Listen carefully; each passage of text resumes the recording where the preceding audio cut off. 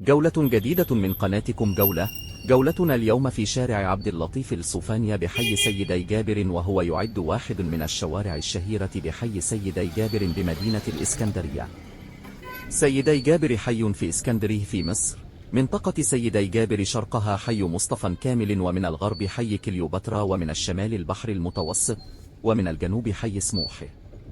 المنطقة معروفة بمحطة القطر وبوجود المنطقة الشمالية العسكرية.